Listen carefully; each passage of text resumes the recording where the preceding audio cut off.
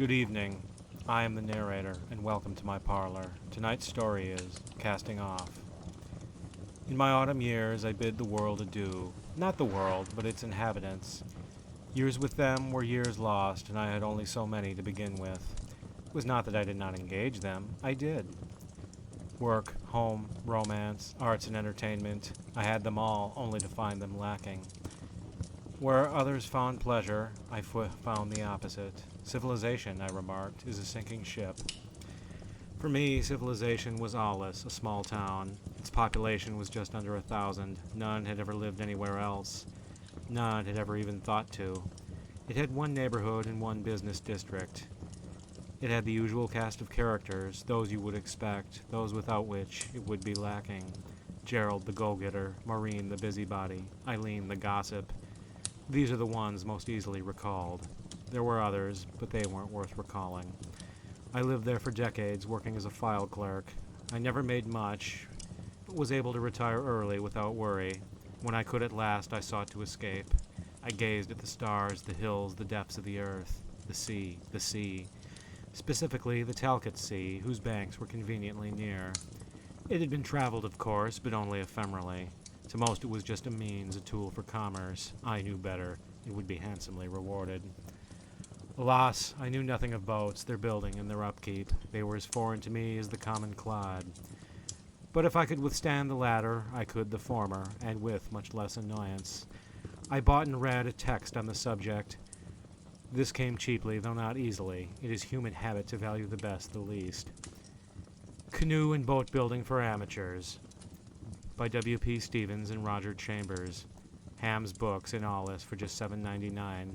I'm surprised the store even stayed afloat, given how few locals read, given how few even could. It was only through my charity, and I assume that of passing tourists. The prose was old-fashioned, but I could read it. I liked knowing what others couldn't. The simple illustrations enlivened the text. I bought it at dawn and finished it at dusk, and felt I'd absorbed its instructions, but would keep it on hand while working. My boat would be 40 square feet with a deck and cabin. The cabin would be 2 rooms, one all-purpose and one a bedroom, with a built-in frame. The former would be empty, nothing to remind me of the soil. The first step, materials. Luckily, a dense forest stood beyond the village. Even while in society, I lived as far as I could from its discontents. I had wandered it for hours, lost among its tree trunks and branches, where I was unseen and unheard. This would be its last gift to me, and its best. "Thank you," I said, standing at its entrance, axe in hand. I picked a group of older trees and made quick work of them. My arms strained as expected. I split them in piles, bound them with twine, and heaved them above my shoulder. I staggered there and back several times, making several deposits in my garage. Then, the day gone and the sun with it, I collapsed. I had never swung an axe before. I had never worked with my hands, and my age was none to commence at. My biceps strained, and I felt afraid as the handle flew before me. As the tree began to fall, again I was afraid, wondering if it would on me, crushing me beneath. Luckily, it landed on its side. Thud. I stepped back, startled. A younger man would have rushed. I could see my neighbors in the distance, through the trees, watching closely. Fascinated, as always, I could hear them speaking, as quietly they could, thinking I did not hear them. At dawn, I rose. With my book and father's tools, I set to work. Moving the wood was hard, but not nearly so much as assembly. "Damn it all, what are you watching?" I asked. My neighbors had gathered on their lawns, watching quizzically. Could they not simply return to their penny candy and dime novels? Evidently not, and I could not build a ship in a day. The labor took a fortnight. Each day I worked, again from dawn to dusk, from morning till nightfall. Then I staggered to my room after covering my work in progress in a canvas tarp. I'd come to accept their prying eyes, but could not permit snooping. I enjoyed watching it take shape.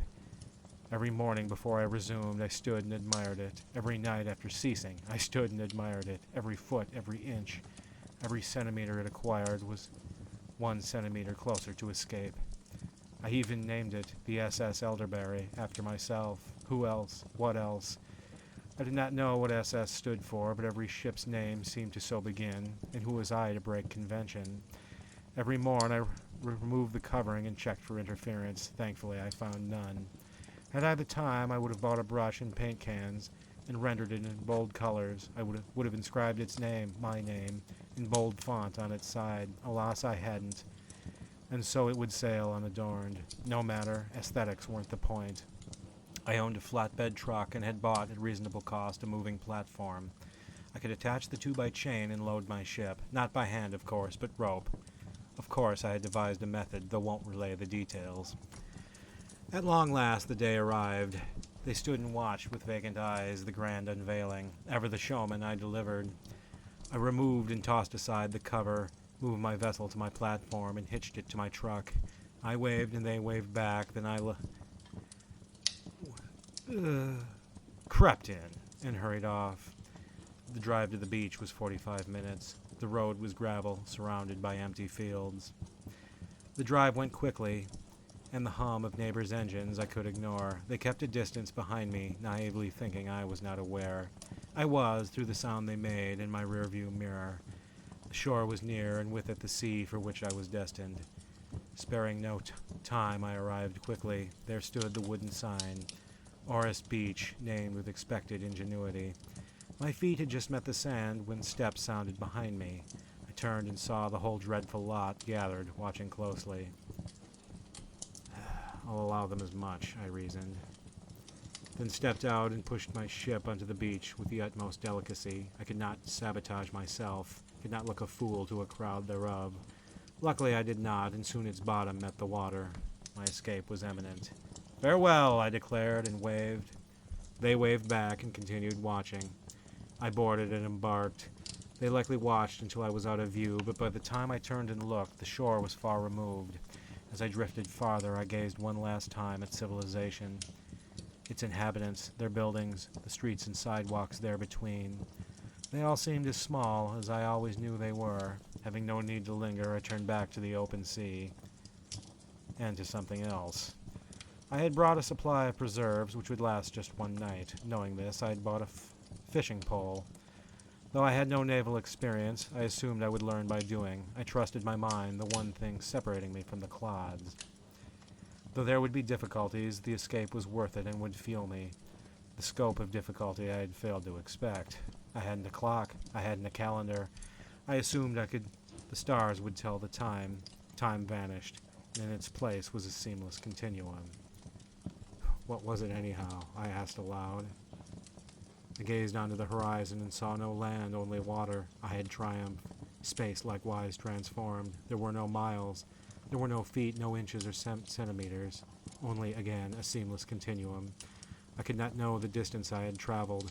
The sun and moon told day and night. Space had no equivalent. What is it anyhow? I asked. By the first dawn, my food was gone. The time had come to fish. Though a novice, I could learn by doing.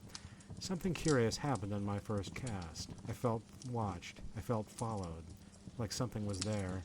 At the same time, I felt resented, as if it did not appreciate my presence. Anxiety, I dismissed. Unafraid, I made my first cast, sure I would succeed. A sea this size doubtless teemed with fish. My confidence faded as cast after cast came back empty, not even a tug, as they say. I did not know why. Inexperience, the quality of my equipment, or simply a dearth of fish. I only knew I would not eat that night. I can survive one night on an empty stomach, I reasoned.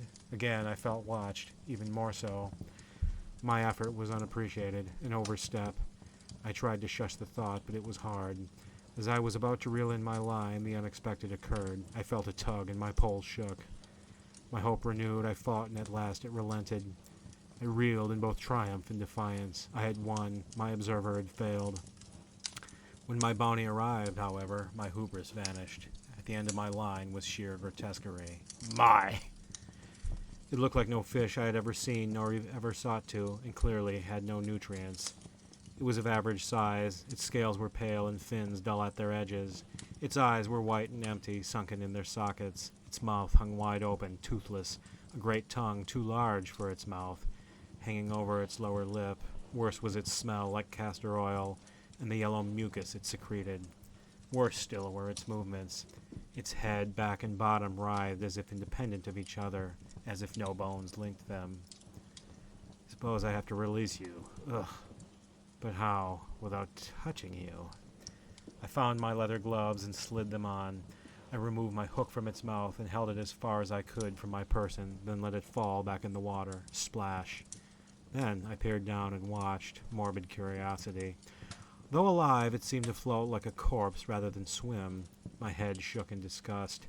The feeling returned as if empowered by misfortune. Again, I dismissed this. Of course the sea was polluted. I'll sail farther, I assured myself. Cleaner waters, cleaner fish. Wait I did, to no avail. In fact, the farther I sailed, the worse the waters. In time, the sun, the moon, even the stars had disappeared. Without them, the sky was not black, but a dull gray like nothing I'd ever seen. Still, I forged ahead. Still, this bested land. All around me, islands appeared, of varying size. They were not the imperfect circles and ovals one would expect, but looked like outstretched hands, swollen feet, and bent and broken limbs. Their sand was gray, not white, on which stood rocks resembling bones and weapons. Like asleep, I dismissed. I had not eaten since I left. Hunger racked me. Last ditch, I murmured. I limply cast forth and felt a tug, then reeled. Reeled in. I had caught nothing, only black muck, which I quickly hurled back. Thus went the last of my strength. I limped to the deck, peered into the water, which was no longer water at all. The filth in the sea was now the sea. My ship, slowing notably, was explained. I felt again I was being watched, with delight, even arrogance. For the first time, I could not dismiss it. Then, I saw them in the muck, a mindless mass, twisting, writhing. My earlier catch was of a kind. They gazed up at me with their empty, pupilless eyes, and I gazed back. At last I turned away. I flew to my cabin, hoping to ensconce myself. There I saw things that only worsened. My wood had greened and rotted. Disgusting. I winced and placed my hand to the cabin's wall. It slipped right through like it was made of dirt. Soon my ship would succumb. Again I felt mocked, and again I could no longer ignore it. I felt the floor beneath me falter. This was no surprise. It was the part nearest the muck. I leapt back and crouched in my doorway, watching the growing cavity. The barrier was gone. The muck seeped in, and its fauna.